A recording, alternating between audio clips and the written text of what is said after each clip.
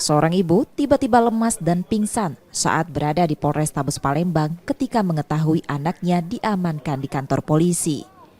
Ibu tersebut tak menyangka dari puluhan remaja yang diamankan, salah satu ialah tak lain anaknya yang masih sekolah SMA, terjaring operasi yang digelar polisi karena diduga akan ikut tawuran. Ibu yang pingsan kemudian diberi pertolongan polisi dan ibu lainnya yang berada di sekitar area tersebut. Sedikitnya 28 pelajar diamankan polisi pada Minggu malam lalu saat operasi besar-besaran dari Polda Sumsel dan Polrestabes Palembang mencegah tawuran dan balap liar saat Ramadan mendapati puluhan remaja yang diduga akan tawuran. 16 remaja ditetapkan sebagai tersangka karena membawa senjata tajam, sementara 12 remaja lain dipulangkan dengan dijemput orang tuanya setelah membuat perjanjian tidak akan berbuat hal serupa sebagai langkah pembinaan.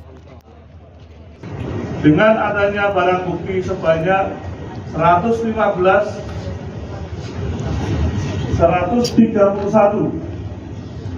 jenis kendaraan baik roda 2 maupun roda 4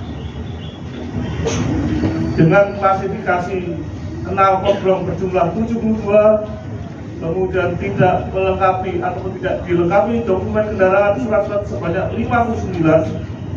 Tentunya kita tetap konsisten akan melakukan kegiatan penegakan yang terukur berupa penilangan secara manual, dan kita akan melakukan penempatan sementara kurang lebih 1 bulan atas kendaraan yang telah digunakan untuk melanggar sebagai bagian efek jera dari pelaku pelanggar di bidang lalu lintasan.